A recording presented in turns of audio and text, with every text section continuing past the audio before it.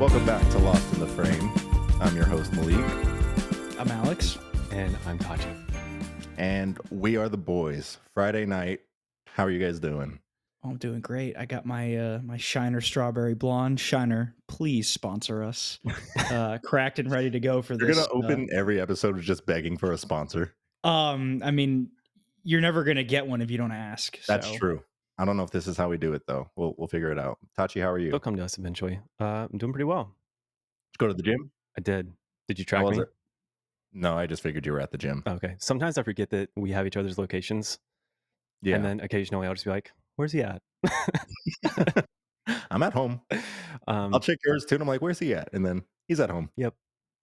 Malik, sometimes when you're running late to a movie, I'll watch you pull up on the location. on Find My Friends. You turned yours off. I had yours for a while, and I noticed yours is off now. But you can look at mine. I needed the government to stop finding my location. It was getting really annoying, so I had to turn it off. I'll find a way to get it back because I need to know where you're at all times. I'll turn it back on for you. Thank you. Between the government and my many fans / stalkers, I had to take drastic action. That's fair. That's fair. Cool. Well, today we got a fun episode. We're going to talk a little bit about some recent movie news. We're going to discuss the newest Ryan Coogler movie, Sinners, maybe some other vampires. We'll get some of our general thoughts around that movie. We watched it together last night. That was our first time watching a movie as a podcast. How do you guys feel about that? Good. I liked it. Yeah, it was fun. Yeah.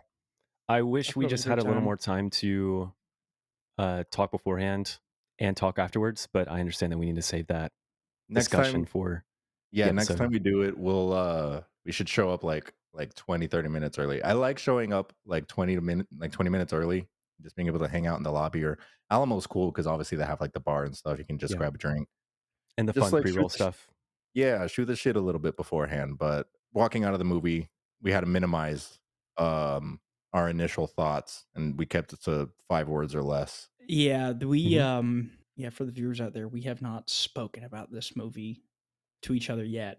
Going so far as to not even rate it on Letterboxd. Nope. So we can't see it. I almost did out of habit.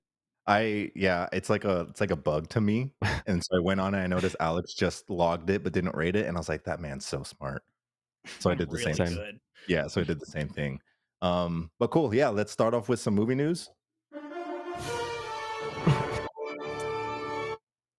Alex, you can kick us off. You wanted to talk a little bit about the con lineup that just got released. Yeah, hang on. I need a moment to process the new soundboard that you got. I'm not sure that was the appropriate sound for we need a news. Like a news jingle. Oh, you do that. Huh? Okay. It's not today though. We probably should have thought about it before we started rolling. I was trying to find a news jingle, but they all sounded really lame. And then I was also gonna maybe do the breaking news fish from SpongeBob, but I've already got 3 SpongeBob sounds on this. We do have a lot of SpongeBob sounds on there. I don't think there's a limit to SpongeBob sounds though. I think you're right. I think per copyright laws in the US there actually is a limit to SpongeBob sounds. So we do have to be careful of that one. Can we get copyrighted for just using sounds? What if we just stood on business? Your Honor, I was simply standing on business. Court adjourned. You're free to go. Free to go. All right then. So con. Let's talk Cannes Film Festival. The lineup was officially finalized, and so with that coming due, I feel like we are at the start of the awards season. That's crazy. I feel like we just got done with it. I know. It's like late May is when it kind of kicks off, and there's a couple in here that kind of caught my eye, and so I want to see if you guys had heard about them or had any thoughts on them. In competition, the one that obviously the two that stuck out to me are Eddington by Ari Aster, The Phoenician Scheme, Wes Anderson, and as I'm looking at this, I see a new Richard Linklater in there, Nouvelle Vague. I don't think I'm pronouncing that correctly, but probably not. I know the trailer for Eddington and Phoenician Scheme came out recently. What are your initial thoughts on Eddington? Did you watch there was a little teaser trailer that came out the other day? Did you guys watch that? I did watch it. Mm. I think I kind of know what it's about, but I'm trying to go into that one as blind as possible. I'm just Mhm. remembering our Beau is Afraid theater experience. And I kind of am hoping we recreate that one when Eddington comes out. But Phoenician Scheme, I think, just looks like every Wes Anderson movie that's come out in the last 5 years. But I'm so excited for it. It's crazy that it took so Michael Cera's in this newest one, and he yes, seems like such a great fit for Wes Anderson movies, and I'm surprised it took this long to get him cast in one. well, I feel like there's a couple actors that would be like great fits, and then they were like one and dones. Like Yeah. I thought Ray Fiennes in Grand Budapest was like a great fit, and he's only really been in the one. Mhm. I love him. And then Michael Cera, yeah, it took quite a long time. I think I would have thought Timothy Chalamet would have made another appearance. I thought after French Dispatch, he'd kind of worked his way into the group, but clearly he did not. You guys wanna know something embarrassing? Yes, Always. I just I just found out that Ray Fiennes plays Voldemort. really. I had no idea. Did you see the steroid picture of him? Oh my god, yes. Yeah. Dude, For that's what? crazy. Swoldemort. Yeah. Had no He idea looks he played great. Voldemort. Did the little Great isn't the word I'd use. what would you say? Hot? Dangerous, spicy, Mm, alpha male. Is this describing the Fine? Yeah, Mr. Swoldemort. Fine. Fine. Mr. Fine. No idea why he's that built, but yeah, back to, Wes Anderson. Tachi, did you see the trailer or no? Of what? The new Wes Anderson flick. Phoenician Scheme. Oh, no. You Wes Anderson guy? Uh, I think I've only seen, like, 1 or 2. I've seen, Really? what's the, Fox one? Fantastic Mr. Fox? Yeah, And Great one. that's a great one.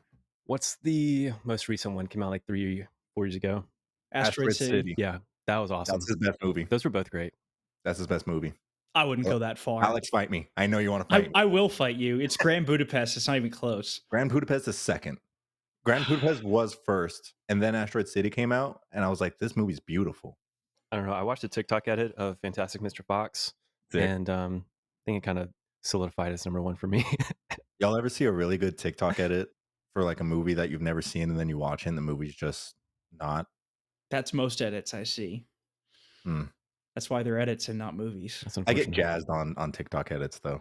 Like, and half my 40 pages TikTok edits. I mean, we're always sending each other TikTok edits, Tachi. Yeah, Oh true. my god, all the Attack on Titan edits we'd get. Do you see the Cars one I sent the other day? Yes. McQueen is fading. I will say though that the one movie that's actually out of competition, there's two out of competition that really caught my eye because I'd heard of them. Out of competition means they're being screened, but they're not actually submitted for the competition for anyone out there that isn't familiar. Uh-huh. Mission Impossible Final Reckoning Oh, is let's go. I didn't know that. is screening out of competition. Nice. And then Highest to Lowest, the new Spike Lee joint, is premiering as well. And I don't know if you guys have seen Akira Kurosawa's High and Low, I haven't. but Highest to Mm. Lowest is a remake of that. And I'm going to be honest, I'm terrified that it's going to be exactly like his Old Boy remake, which was terrible. Spike Lee did that Old Boy remake? He did the American Old Boy with I Josh didn't know Brolin. that. Old Boy, that was a great theatrical experience. Unbelievable movie. That's crazy. So Tachi, good. when did you watch that? When it was It's been a re-released. Okay. Mhm. I did we were you Wait. were we in the theater together? Did we go together? I don't know because I went with I know Alex was there. Oh, no, maybe I went alone. Okay. Oh, that's a crazy Oh movie. my god, yeah. Like, seriously insane. Like, Yeah. actually insane. Mhm. It's so good. Almost It is a literally good movie. insane. I won't tell anyone to actually go watch it. That's a movie you can't really It's recommend. it's hard to Yeah, but recommend it's it. so good. Yeah. It's so good. Just I'm not going to tell you to go watch it. Mhm. You have Yeah, to that you might have to be make like that a decision on your own. that might be like a one and done movie for me. Yeah. I've seen it twice. It got so much better the second time. Did it?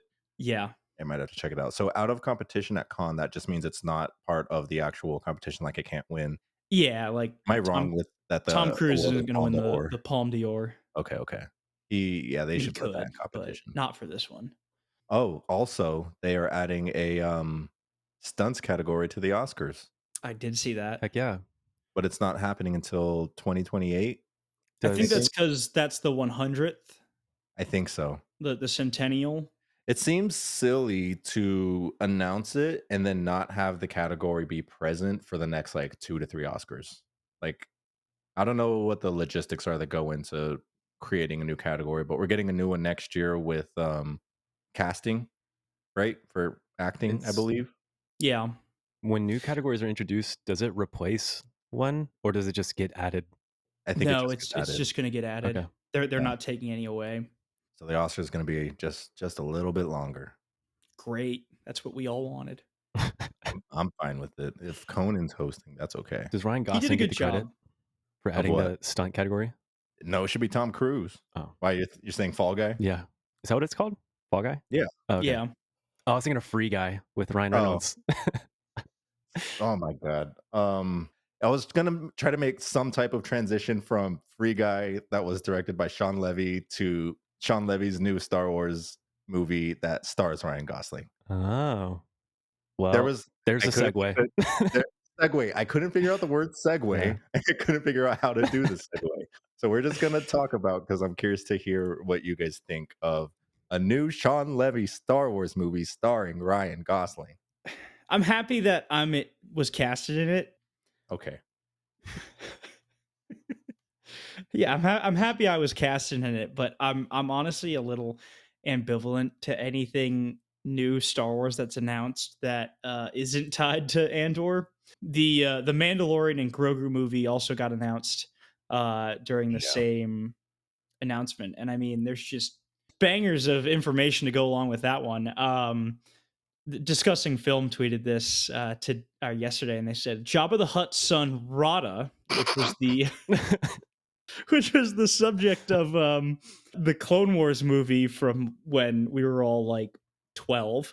Jabba the Hutt's son Rada will be a gladiator with massive biceps in The Mandalorian and Grogu.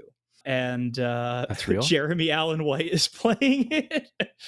That's So hopefully he plays Rada the Hutt just like he does Carmi and the Bear, and it's just like smoking and cussing everybody out. I think that's the only way it would work. I think besides that, it's gonna be trash. that's exciting Wait, that and was all fun. real?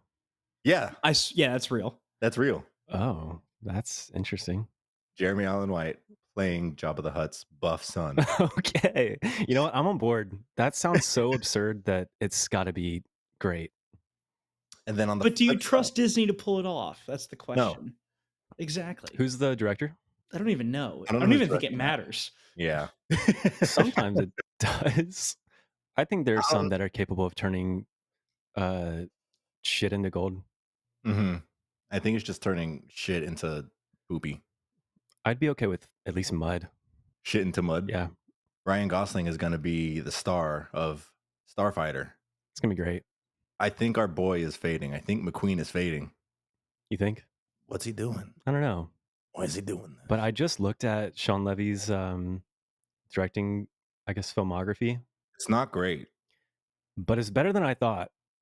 I think there are some movies that are slept on, like Date Night. Wait, no, not Date Night. I was thinking of Game night. Game Night. Yeah, Yeah. I've watched Date Night and Game Night. Date Night does not compare, but No. Real Steel is good. Real Steel is good. Night at the Museum, the first one in at least, is good. But were those two the last two times that Sean Levy had the sauce? Uh, I don't know. I haven't seen a lot of his movies, but I'm scared. Speaking of directors that may or may not have the sauce, fantastic, He's like waiting in the corner with the. Fantastic Four trailer. I mean, Oh yeah.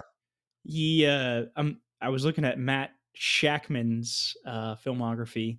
Oh, Looks like the two most high profile things he's done is WandaVision and The Nightman Cometh Live for It's Always Sunny.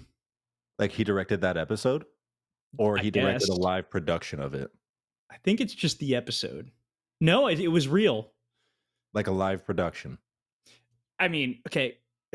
The Nightman Cometh, the fictional rock opera from It's Always Sunny in Philadelphia, is brought to life at the Troubadour nightclub in April 2009, written by Broadway star Charlie Kelly.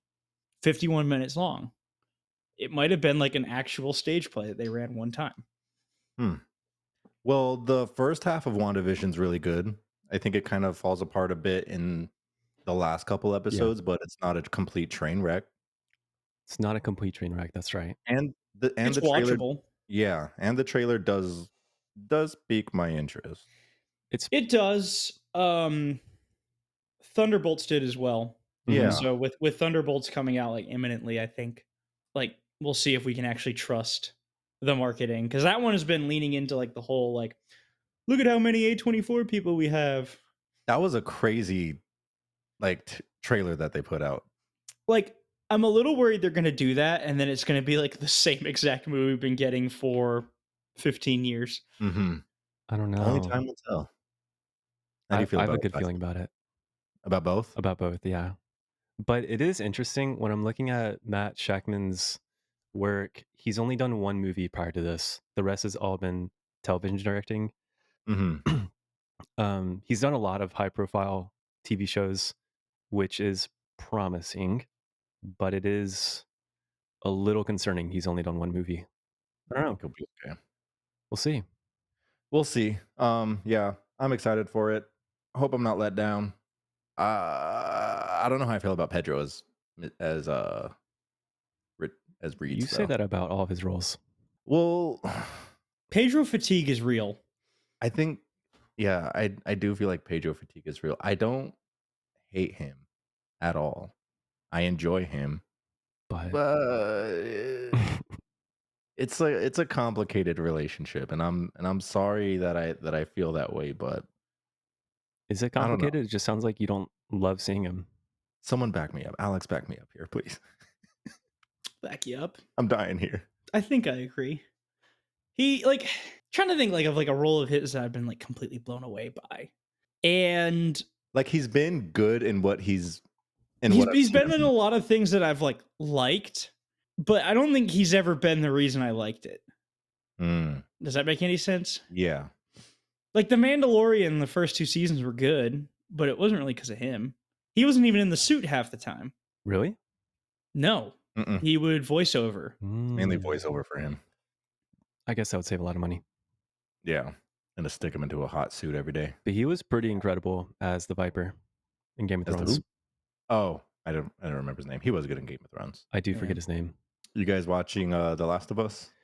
No, I saw the first season. Alex, why not? I'm gonna attack you first, and then long Tachi. story.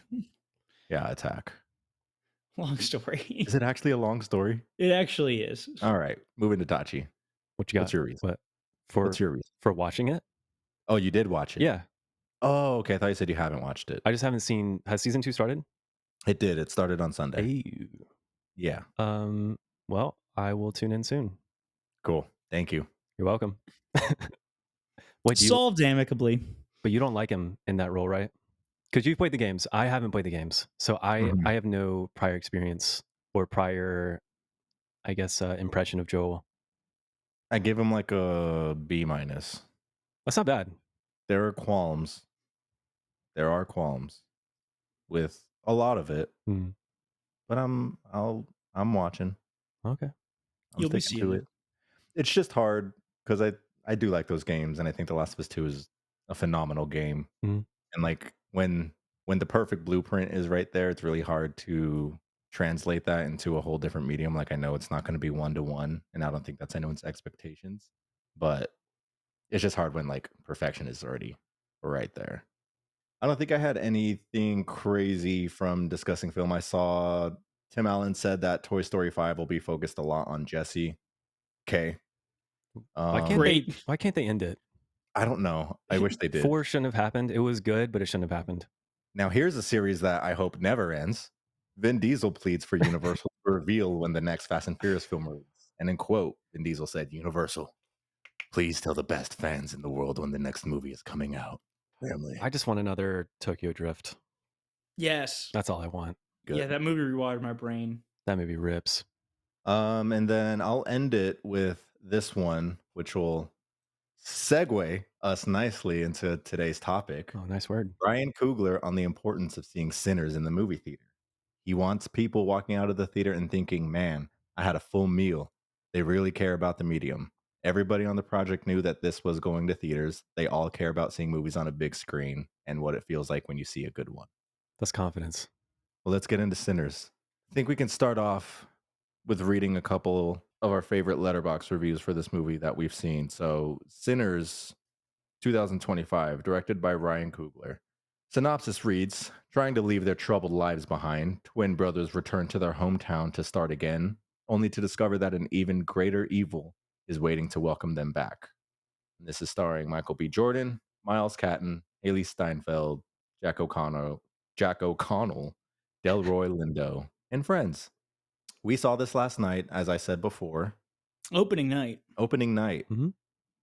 I feel like it's been a slow start to 2025 from a movie standpoint. How Yeah, do you guys agree It's with been rough that? so far. I Yeah. fully agree. Just when we're this close to May, it's Yeah. pretty disappointing. The writer's strike is paying dividends right now. hmm When did Dune come out? Didn't Dune come out in like February or March of last year? Yeah, it was February. Mhm. And that was electric. That instantly shot to the top of my 2024 list, and it was never supplanted. It stayed. Yeah. Yeah, that was cemented. And right now, it's like I look at my 2025 list. Granted, there's a few I still need to watch, but there just hasn't been anything that has had me super excited to get into the theater. I'm gonna go out on a limb and say Death of a Unicorn is not gonna supplant anything. I don't No. think it's going to be good. Did it come out already? It did. I've heard nothing about it since release. I've just heard it's mid. Mm, Mm, It has a very mid bell curve on Letterboxd. it's unfortunate. So Sinners. yeah. Who's got the first couple reviews that they want to read? I've got one. It's got 4 stars, and the review states Delroy Lindo. That's it. Nice. Which he was one of my favorite parts of the movie. I agree. Really interesting character. Alex, you got one? I think you should go first. Okay. I don't have one, but I remember Oh my god. This was your idea. it was. This was your I've contribution to I've this. got Letterbox on my like web browser, but it looks weird. I'm not used to it. I just Oh remember my seeing one goodness. earlier that said, "How nice that they finally let Michael A. Jordan star in something." That was my joke. Oh, It was my joke. I'm sorry. You stole it from me. Okay, well, you know what? I'll cut that part out. You say it. Go ahead. No, no. No, it's Okay, it's fine. over. The moment's gone. It's Fine. gone. I'll read a different one. Here we go. Just a random one. Ready? I'm going next page. This one just says insane. Well, they give it out of 5 5. stars. 5 stars, insane. All right. Well, my review comes from a lovely territory that speaks French, whether that is France or Quebec or French Guiana. I'm not too sure.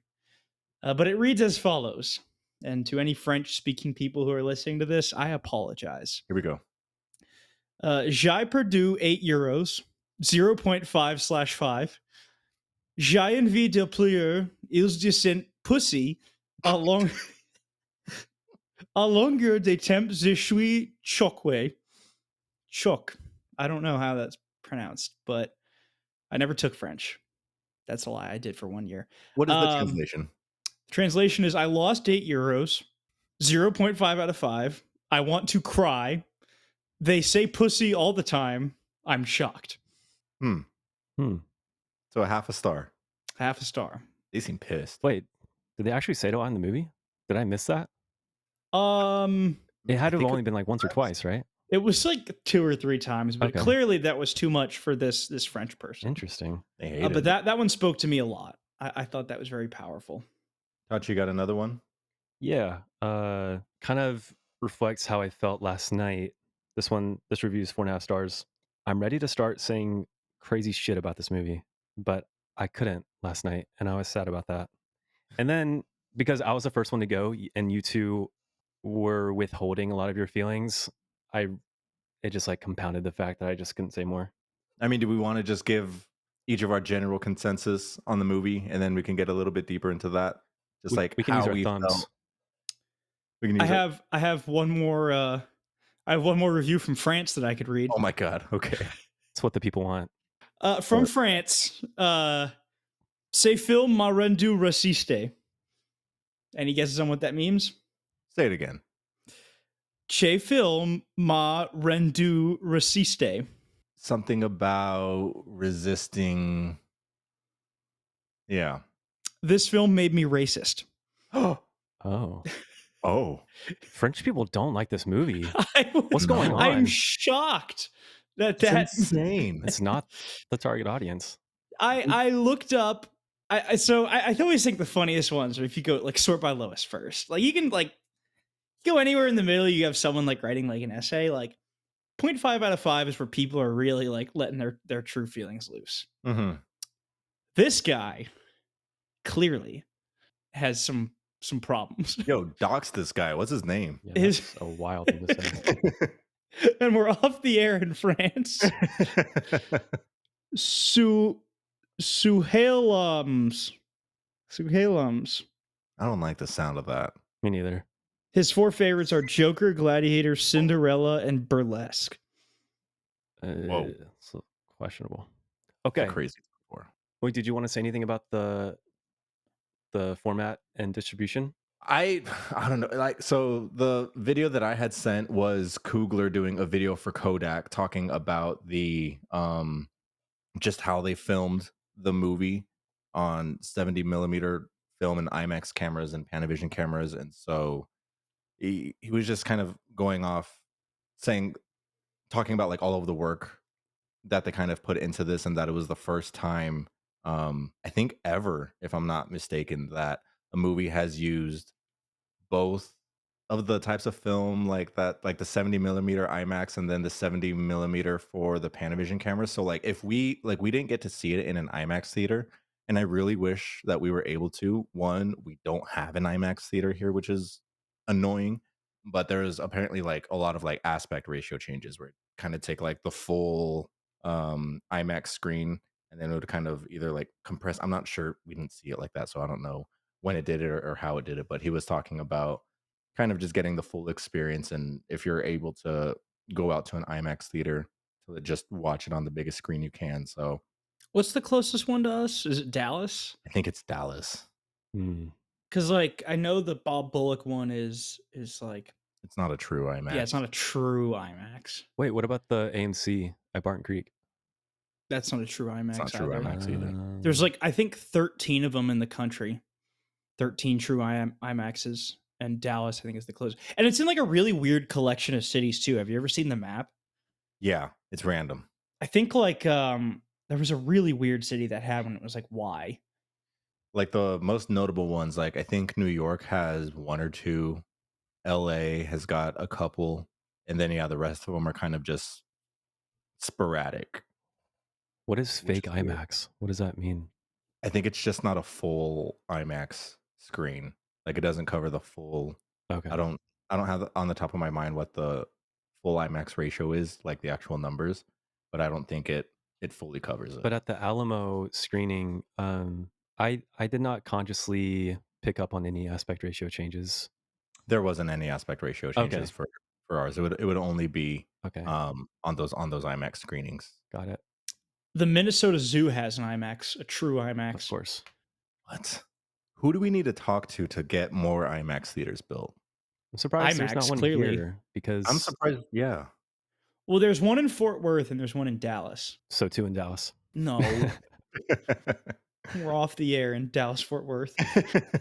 They definitely should build one here because we've got South by. I feel like that would do well. There's a couple other film festivals here, but I think that like people would love if we had an IMAX theater. And I don't know if I'm just talking for everyone, and I will talk for everyone. We want an IMAX theater here. They should People, just put one on the DKR Jumbotron. Seats sure, 100,000 people. yeah. That would work. I mean, people. Multi-use too. I mean, you use the IMAX in the off season, Mhm. and the Longhorns aren't playing, and then during the season you have Arch Manning highlights in IMAX during the game. I mean, like, I'd go. yeah, who wouldn't? I know people that drove to Dallas for the Interstellar IMAX release. Like, the people want IMAX. Give it to them. We're ignoring talking about Sinners. Okay, this is Coogler's fifth film in his filmography. We know him from Fruitvale. We know him from the Black Panther movies and the first Creed. And here he goes. His first movie not tied to IP. Tachi, I'm going to give you the hot seat. Sure. I have a feeling you may have loved this more than Alex and I have. Probably. based Oh, on the wow. limited reaction I got last night. Ladies and gentlemen, that was the first indication of Malik's feelings on this movie. I just want to give you that. Yeah, because last night you said you need to think about it more. Yeah. But So even we said we were gonna keep it at 5 words or less. What were your 5 words or less? I said something along the lines of like this movie ripped or like this movie was I a think that's banger or what you something like said. that. I think you said this movie ripped. Yeah. I think that's, yeah. Sorry, what was the question? Was there a question? The Now he's question scared. Yeah, the question is how do you feel? How do I How feel? did you feel walking out of it? Walking out, I had a lot of fun. I certainly don't think it was a perfect movie. However, it it ticked almost all my boxes in terms of like what makes at least a good movie. I don't know how deep in the weeds you want me to get right now, but just overall, I thoroughly Mhm. enjoyed it. There are some flaws that we can get into, but yeah, I I don't think I wasted my time. I'm really happy I saw it. I think that's a perfect summarization, and yeah, like I said, we could dive deeper into specifics of the movie. Mhm. Alex, you wanna go or should I? I'll go. I'll Okay. go. Because obviously I set up the drama of, your opinion, Malik. So I should probably tell the good people mine. The words I used to describe it in our 6 words or less was needed a different writer. Elaborate on that. I've That's been stuck in my head, and I was like, I will elaborate on that. So Thank let me you. talk about the good first. Let me talk about the good first, because I will agree with Tachi. There was a lot of stuff in that movie I really liked. I loved the setting of it. I loved using like the Mississippi Delta, which is, I feel like kind of an overlooked region in film, but it has a lot of history there. A lot of like Southern culture springs up from that area, and so I thought it was a perfect spot to set this movie. I loved like the vibes of it. Thought the set design was awesome. Thought there was some stellar camera work, and I think it all completely fell apart. Not well, fall apart is a strong word, and I think where it suffered was in the script writing department, and I'll tell you why. I believe Ryan Coogler wrote this movie as well as directed it, mhm. and this is the first time he's ever done so. He Um, did write Fruitvale. First time he's done so without any sort of like Historical. thing to back it. Yeah. Just yeah, Yeah, yeah, I was gonna say Fruitvale's not an original IP. That's that's true. Just yeah, but it is a true story. mhm. Ugh, someone would call it an IP, and that just made me That's feel kinda all. crazy, right? Someone made me feel. That made me feel all Yeah, slimy for a second. kinda icky. We're gonna go pause for an ad while I go take a shower after that one. But I think where this movie suffered was its pacing. Mhm, Partly because I think there were a lot of threads that were opened and kind of lacklusterly closed. Not sure how much I want to divulge because I'm going to assume by Tuesday, a lot of people who are listening have not seen this. So I don't want to spoil too much. The movie set up like a lot. It took a long time to get to the juke joint where that was kind of like the focal point of the story. And I think a lot of that time setting up was time wasted. mm. They did a lot of work developing characters that I felt had no payoff. Haley Steinfeld's character is one of them, in my opinion. It was just the way that she, um, like her fate is determined. I think was just very like It happened. yeah, like exactly. It Mhm. happened. And the other thing that I thought detracted from it was there's a lot of theater kid energy. Really? I didn't really get that vibe from it. I got some theater kid. Not to say that theater kid energy is bad. I mean, all movies are theater kid energy. They all are. I think in this setting, it didn't work. There was a letterbox review that I saw, and I can't find it, so I can't credit the original commenter. But it was like it felt like it was pitched like 1/3 like drama, 1/3 vampire movie, 1/3 musical, Mhm, and it didn't commit to one of the three. And I think that's the biggest problem for me with it was it didn't really commit to one central theme. mhm. Had like 3 or 4 going, and none of them ever really paid off. I think honestly, yeah, and hearing you talk through it, I'm gonna have to agree with you on a lot of it. Now, like walking out, I had a really good time watching it. Like I Oh, I really did too. It yeah, was very entertaining. I really enjoyed it. My first initial thought was I think personally I could have benefited from not knowing that vampires were kind of a central plot point in this. And I think that's just like in part due to the marketing, but I think they could have, which I mean would have been a risk. I don't know what it takes to be like in marketing, but I think it would have been sick, like completely not knowing going into this and then kind of have that happen. I think that would have brought a lot. I think I would have felt like a lot higher about the movie following it. But the part, Alex, with you that I kind of disagree on is the beginning, because like I think it really does feel like the first 2/3 of this movie is building up to that juke joint, and then the penultimate, like where we get to the vampires. I did enjoy a lot of that, like, so I think this movie does work for me as a drama. Um, I really liked getting to know these characters, and it is a shame that once we do get to that third act, that a lot of the stories, like you said, are It's accelerated. basically like, yeah, they're accelerated, and then it just feels like a lot of that character development that we got in the first hour to hour 20 is just kind of out the window almost. So I don't know like how that could have been maybe tied together a little bit better. So I do feel it was a bit messy, but I mean, I did enjoy the movie. Like I'm It just is well. yeah, I'm It just wasn't time wasted. I liked how you phrased that, Tachi. yeah. Mhm. Yeah, not time wasted. I'm sad that I'm not as high on it as it seems like the rest of the world currently I know, is I feel right left now. out. I feel left out. And I was and this is LeBron like loved it. who? LeBron. Ron? That's the LeBron. barometer.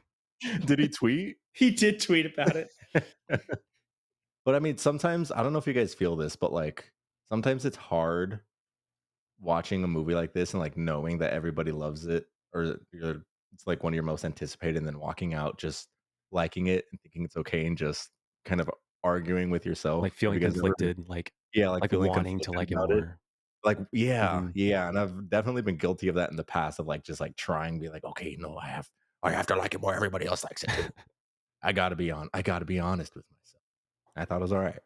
We can't gaslight ourselves. I think I'm really good at gaslighting myself sometimes. I am there have been a few where I've completely gaslighted myself into being Mhm. like, this was actually pretty good. Like, no, it was actually really smart. It's like, would I watch it again? Absolutely not. Yeah, I would watch Sinners again. I I would would watch watch Sinners Sinners again. again. With that being said, what are your guys' favorite scenes? Because one for me comes to mind, and I guess I'll start it off as just the barn burner sequence, the whole musical, Mhm. getting in touch with his ancestors, that whole That one was shot. so interesting. That was stellar. Like, Yeah. that actually had me, like, levitating. That was a really good That scene. Like, was that it was was sick. badass. Yeah, I mean, just, like, the blending of the music together, and it doesn't really seem like Alex enjoyed that part, but I thought that was so cool, so well done, and definitely my favorite part of the movie. It was a little too on the nose for me. Why? Because it was like, I don't like being spoon fed stuff. And I think that was like really spoon feeding like the music transcending time theme. I don't think so because, I mean, in the opening sequence of the movie, there's narration talking about just that, how music can transcend time and everything like that. So I think that was just a really cool way to visually put it. It was cool, like it was a cool sequence, but Mhm.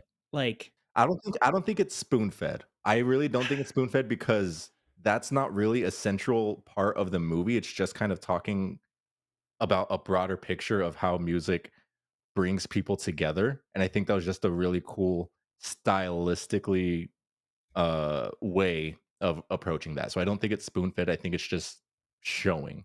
Like when I think spoon fed, I think very like dialogue heavy, thinking the audience is Like stupid. telling, not showing. Yeah, exactly. But I think yes, this is a showing, but it was showing. It's like show to show.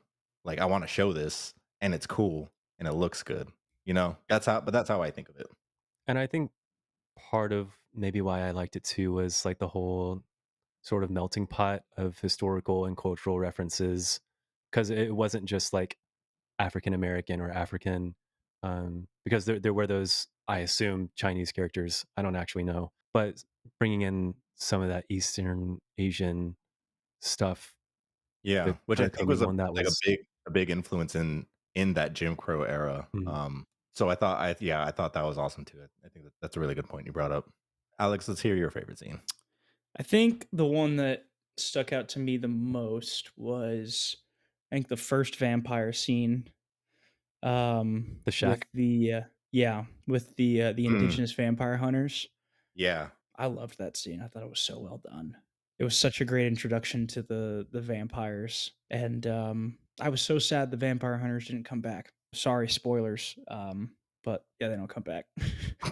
I actually kind of forgot uh, about him. Maybe Ryan did too. I was gonna ask, like, what part of that sequence did you like so much? Was it just that, like, sort of standoff at the door, or was it what immediately I loved followed? how tense it was, like, Mm. because there were two standoffs. I mean, there were two of them. The one where But he back to first back, shows yeah. up, and then when the vampire hunters show up. Mhm. And both of them, I think, were equally as tense, but for different ways. Because I mean, we, the audience, we knew that there were vampires in this movie going in. Yeah. We see him, burning in sunlight as he comes onto Yeah. the screen. It's like we know what's about to happen. We pick up that like he's asking to be let inside. You know, Mhm. I loved how tense that was because it was like it almost reminded me of like the Hitchcock, like the most stressful thing about like a bomb in a movie is when the audience knows that there's a bomb but the characters don't. Hmm. It kind of felt like that. It's like you watch someone just make a huge mistake and they haven't realized it yet. Yeah. What is that called? Like Chekhov's gun? Is that kind of the same thing? No, that's a different thing. I think Okay, like okay. Chekhov's gun is like, Chekhov. let me look. Yeah, speaking of that scene, I really like Jack O'Connell's character, Remick, as Oh, kind he of was He the awesome. head was really vampire. fascinating. He was sick. Mhm. Another one of my touching, and then I'll ask your favorite scene right now. But another one of my favorite scenes was kind of like 2/3 of the way into the movie when they got a bulk of these vampires. Like a lot of the people had already gone outside to the party, and they're kind of doing their like folk performance That outside was with him kind of in the so middle cool. doing his little jig. I thought that was so sick. The Like, eyes. yeah, just seeing them all like dance in the Mhm. night and the eyes glowing and just like the camera work around it. I was like, give me like I want more of Yeah, that that. was sick. What are some of your favorite scenes there? I have 2 that come to mind. Well, I guess 3. That was one of them. The first one was one of the first shots of the movie. It was when I made that comment about how did they do that? And I meant that technically Yeah. because 2 Michaels were in the shot, and he, like, hands the cigarette to his right. It's lit by the other Michael, and then he starts smoking it, and I'm like, I don't know how that works. Like, I What's know the they've movie I magic? know they've implemented that sort of, like, character setting before, like Parent Trap with Lindsay Lohan, having 2 Yeah. Lindsays on screen, whatever. Tachi, have you never heard of mitosis? That's how they did it. Oh, now I know, thank you. He just split into two. I mean, Yeah, Michael apparently he can just do that. Michael A and Michael B. Yeah. Oh, makes sense. Yeah, that there's a Michael C hidden away somewhere in He case Michael A and B he's out both there. die. He's the evil one though. He's their Wario. He's the failover. He's just in a basement. He never leaves. yeah, technically, I just thought that scene was really cool. I'd love to see the behind the scenes behind that. And it looked really good having Michael B. Jordan play twins Yeah, because not once did I think, "Oh, this is him," twice. Like they felt like two distinct. completely separate Mhm. characters. They felt distinct. And so, honestly, I'm not a huge fan of Michael B. Jordan's performance in this, but I think he did a pretty good job because I was like I had that suspension of disbelief. I think it's one of his best acting performances for sure.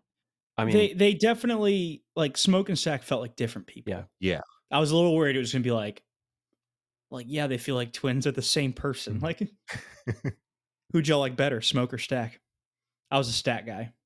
I was So also that Stack is guy. is Stack was Stack the one who's a bit more he's like, "He's crazy. I'm crazy." And Smoke is he the was he more was the less tense one. Yeah. Stack is the less Yeah, tense he one? was wearing he Yeah. was wearing more red. Smoke wore blue. I thought Smoke was the more, like, chill guy. No, Okay. No, Smoke was the guy who was like, Who was "We need Haley with? money." Who was Stack. Haley with? Haley was with Stack. Yeah.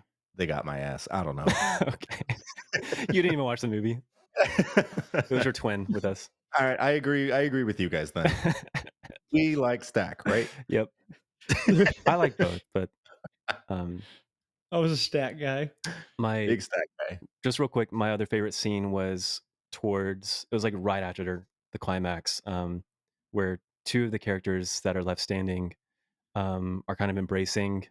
I'm not going to say what exactly happens, but some of the visual effects that is happening right in front of them, Oh, I yes, thought yeah. was really, really beautiful. That looked really good. Yeah. That was really cool. I like Mhm. that Yeah. too. Cinematically, I thought that was really great. You guys wanna talk about any standout performances that you We just think did. well, we kinda hit on it, but, like, okay, I'm using this because I mainly wanted to talk about Miles Catton, the guy who plays Preacher Boy. Sammy. This Sammy, yes. Hmm. This is his first movie, like, no credits previously, and I thought he was great. Yeah. Who is he? Like, where did Don't did know. where'd he come from? Like, did I don't he know. like was he is he a musician? Because that's what I He's a thought. musician. He's a Okay, musician, but I looked him up on Spotify, and he's got less than 1,000 monthly listeners. One other thing that I also thought was interesting was Ryan Coogler talking about some of his biggest influences for the film, From Dusk Till Dawn, great movie. mhm, Great movie. The Faculty, haven't seen it though. Haven't Alex? seen I've that seen one. it. Okay. Inside Llewyn Davis, Oh, your fave. and Green Room, Wow. I Want Justice. Oh my god, we didn't even talk okay, we'll save that for the end. We didn't talk about the results of the draft. Oh, yeah. Totally forgot totally forgot about that. We don't have to talk about it. We can talk about it. I We could talk No, about we it. don't have to I talk have to about it. talk about it. We I'm must talk pissed. about it. We'll finish Sinners and then we'll get into that. There's a victory that must be celebrated. There is. Tachi, you hit a little bit about a couple of the things that didn't work for you. Mhm. What are those? Okay. Um, I think a lot of what Alex brought up was super valid. Didn't feel like we got some payoff on a lot of the characters that were like secondary focuses.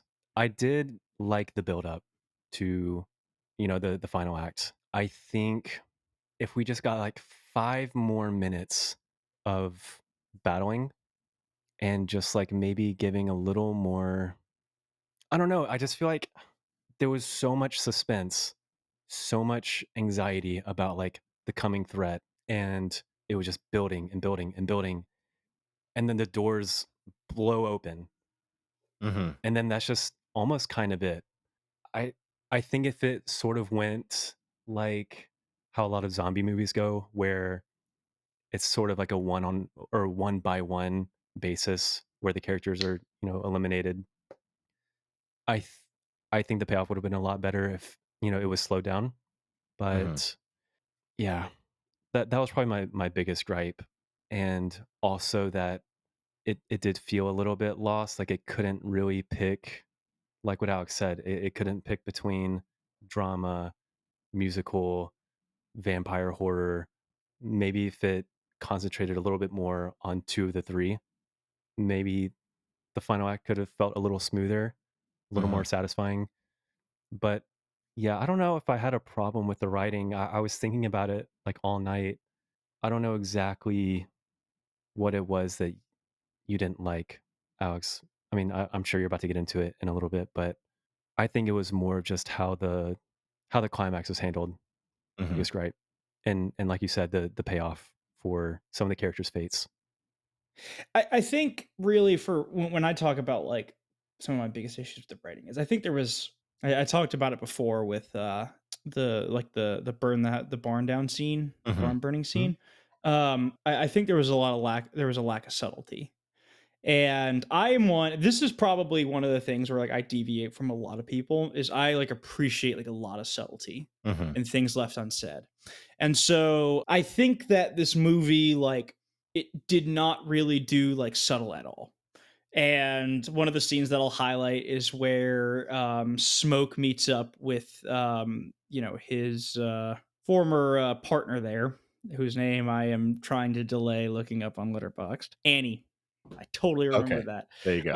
And it was just like I think the way that whole interaction went down felt very like forced. Mhm. It's like, oh, like these two like had a past romantic relationship, and it's like why it's like because we said so, and now they're having sex, and it's like all right, like I'm glad that we left nothing to the imagination. I agree with you as far as the movie not being too subtle, just with a lot of its approaches to to the allegories I think it's trying to tell. I mean, obviously it's trying to tell a story of community, and I think hardship within this community and what brings them together, and the danger that faced a lot of people in this Jim Crow era, Absolutely agree. obviously between like Ku Klux Klan and just racism being so ingrained in the South. And Hmm. from a subtlety standpoint, like one of the scenes that just didn't really work for me was towards the end, and it felt a bit Tarantino of, don't remember who it was, whether it was Smoke or Stack, but him kind of Smoke. going, yeah, Smoke going hard on the guy who sold him the barn in the Mm. first place. Him Yeah. bringing his buddies, doing what they were going to do, and Smoke kind of going out in a blaze of glory and taking them all out. Like, I didn't need that, because to me, I already felt that allegory was there with the vampires. Like, that's what that was to Exactly. me, and so that scene felt very shoehorned in and out of place for me, and it kind of, I don't know, it just soured, like, in my mouth a bit. Like, is it cool to look at? Yeah, love seeing KKK guys getting killed. Love it. But from a subtlety standpoint, I think this movie could have done without it. Like you said, that scene of him with Annie could have done without that, like, or at least some tweaks there. A lot of the things Haley Steinfeld said, I think I could have done without too. I feel I like a wish lot we of had her lines more. were I wish we like, had more "What?" of her. Me too. Yeah, I do I wish we do had more of too, and I think that's why, like, looking back on her character, I'm like, everything she said was like, who talks like this? her. Like, oh, you can rob a bank, but you can't steal this pussy. Like, are you kidding me? Like, I what do saw you? you laugh at that. Okay, so I guess that is one of the times where they say that. Sorry, mom, for being vulgar. She listens to this. I had thought that the vampire was going to be an allegory, and I think it was an allegory for I think sort of like the white society around it, kind of leeching off of the like the local black culture. And so that's what I thought the route they were going down with was, and Yeah. I did not think they committed to it at all. And I think that kind of pissed me off because I think that was the better ending. It's all like it's all there. That's the Yep. problem. That's what pissed me It's off the all most there. is it is all right there. Yeah. And I think Ryan Coogler is very talented, and Oh yeah. I think he is going to figure it out. It is hard to write and direct like both. I mean, I can't pretend like I've done it or am ready to do it right now. And so to even get to that point, you have to have a lot of talent. Mhm. I just think he needed like one other person in the writer's room to be like let's smooth this out, you know? Mhm. And I think it would have benefited from, like I said, like from a little bit more salty. Also, the one thing I was a little disappointed to see that they didn't talk about, and I thought they were going to, was the folklore tale of Robert Johnson. Are you guys familiar with that? Nope. I'm not.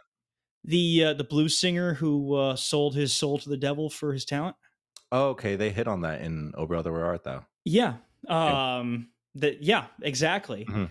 And I thought they were going to do that as well, and I was really excited to see that, and it wasn't in there, and that is a total personal beef. Yeah. That's not like a real criticism, and I'm not detracting the movie for that, but That's really interesting, because the extent of my knowledge, I didn't know that that was like a folklore tale. But in it is the a real like urban. I mean, because Robert Johnson was a real guy, yeah. and I guess the story went that he like showed up to do like a recording somewhere and he was like kind of bad. Maybe like mid, like not great, like not good. Nothing that people like would write home about, like very forgettable.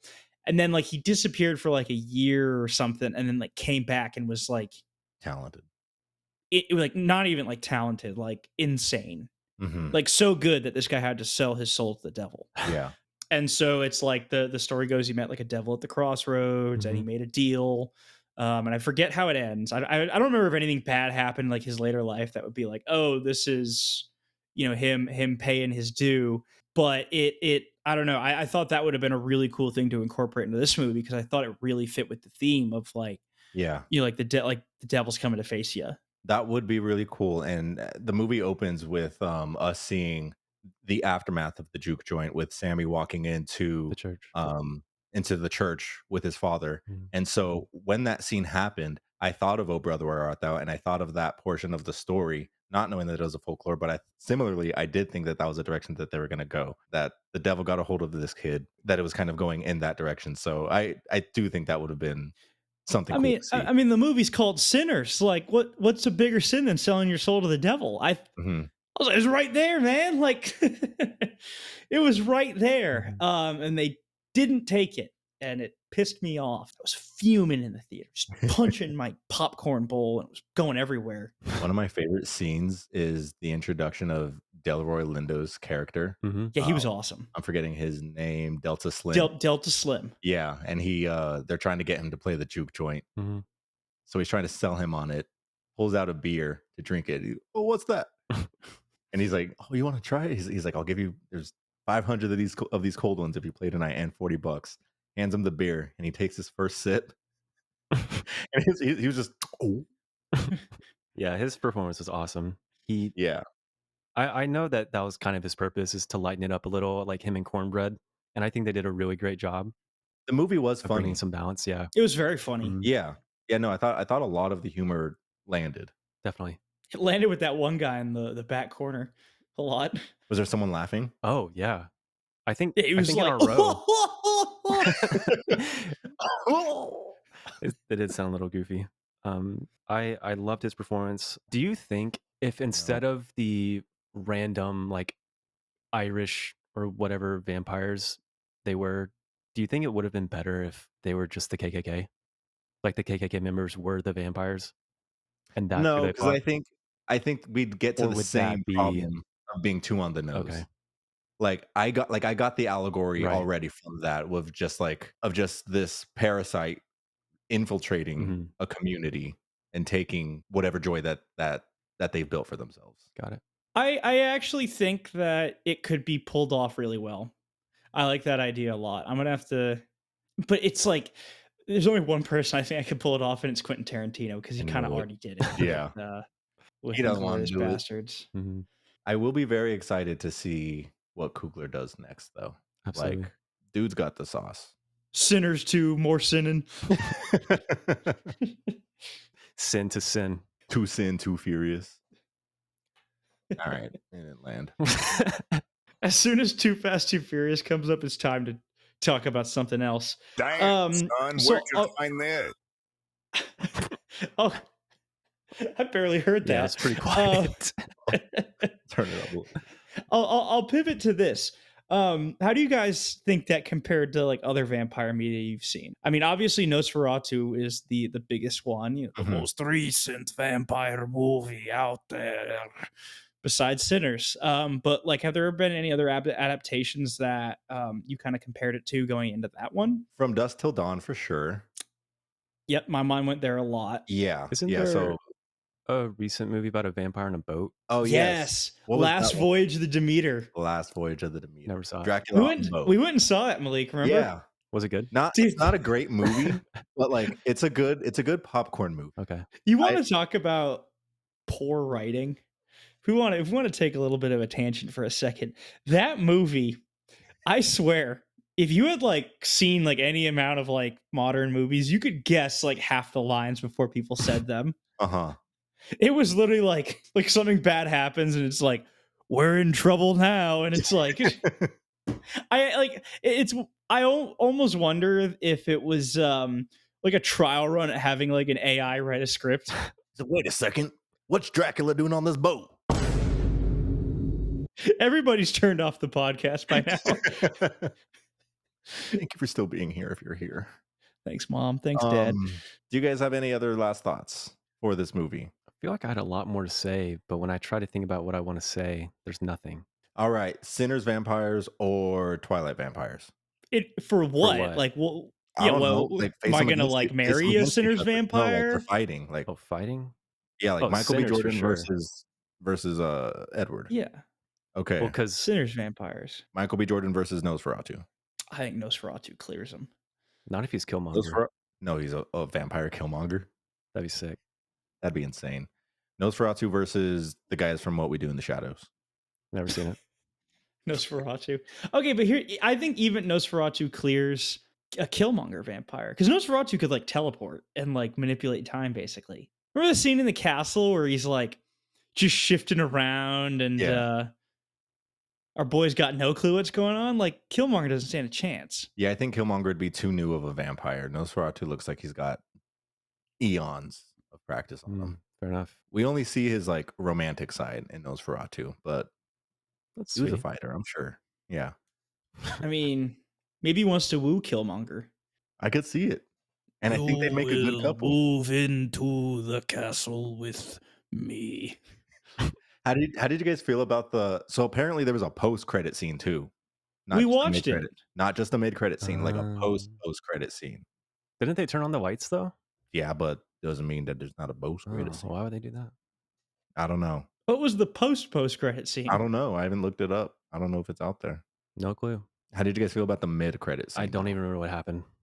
Dude, that did not need to be in there. That also did not need it. It's showing Sammy Oh, older. Chicago. Yeah, playing in Chicago in '92, and then they come and visit him. That Sammy's played by Buddy Guy, yeah. legendary jazz artist. I think it's probably a good thing it was in the credits, not part of the main movie. I don't think. Yeah, I don't think it needed to be there. Probably not. It felt. I don't know. That part felt really cheesy to me, and I don't know if it was just like the '90s outfits that they came walking in with, which I With like guess the is stack yeah, bling. which I'm sure is accurate. I'm sure it was fun. They should have just gone full like Kid and Play. That would be He had the sick. hair like up to here. Yeah, yeah. I think it's time we get to our ratings. We're gonna do our ratings out of 10 because 5 seems too small. And to get to 5, we'll divide our number by 2. Who wants to go first? 7 out of 10. That's Okay. higher than I thought it would be. There was a lot in it that I liked, True. and I can't really give a movie that I enjoyed like less than like a 6. So that was pretty well done. Maybe I changed my gut reaction was like a 7. Maybe that's me gaslighting myself. We'll never know. We'll never know because it's getting logged. Well, is there anything Gotcha. that we talked about during this recording that like really resonated with you as like, I don't know, balancing out a lot of the negative feelings that you had? Not really. So we didn't convince you of anything. No. 7 is impressive don't- then. I don't think there needs to be convincing. I think a lot of the things that I thought both of you guys have helped kind of clarify that in my head. Mhm. So my initial thought of a rating following the movie has stayed the same. And I'm also going 7 out of 10. I had a good time. It was a good time. Mm-hmm. It was a good time, and that's why I will give it an 8. I think like what we said earlier about it being of it having like everything there to make it just truly mind-blowing, like it seems like the consensus is. It just wasn't quite there, but it could have been. almost was. Yeah, It could have been. it certainly had the potential easily. It could have been. What we got, I thought, was still really good. Mhm. From a filmmaking standpoint. I thought it was beautiful. It's great to look Shot at. really well. Yeah. The score was fantastic too. I really like the score. Ludwig Göransson was the composer, and I think in the goat. next decade and on, we're just going to see him get better and better, and we're going to see a living legend kind of being made in front of our eyes. I think we're already in that process. Mhm. Agreed. So, yeah, kudos to him. Kudos to the whole cast and crew. Sinners, solid movie. I don't understand. Your soundboard usage is so We're gonna get used to it. okay. Because I also forget like which button is which. Like I don't know what this one is. You knew what that one was. You knew what that one was. I knew what that one was. If you're wondering what that averages out to, so Malik and I gave 7, Sachi gave an 8. The official Lost in the Frame rating for Sinners is a 7.33, repeating, of course. Not a bad score. Not a bad score at all. I can't wait for the day that we see something and we're so diametrically opposed that this just turns into like a complete argument. Like I want like Like a movie screaming. where we all are just Yeah, like, What would do that? Nora. I still need to watch it. Yeah, we can fight about Honora. I'll have to rewatch that one. Cool. Well, that was Sinners. I had a good time watching this with you guys. It being our first movie seeing in the theaters together as a podcast, and I'm sure there will be many more. To end off the episode, we could talk a little bit about the results of the draft because Tachi was the official winner of the first Lost in the Frame draft. Thank you, everyone. I'm I don't have gracious and humbled. Tachi blew us out of the water, Alex. Yeah, it was rigged. It was. I was genuinely surprised. Because I thought we all had really strong drafts. I didn't. I don't know. Who even voted for mine besides me? Yeah, I should have had it up, but I'll send you guys like the actual like percentages Sure. and who voted for who. But I will put myself out there and say I got 2 votes. Allegiances were destroyed.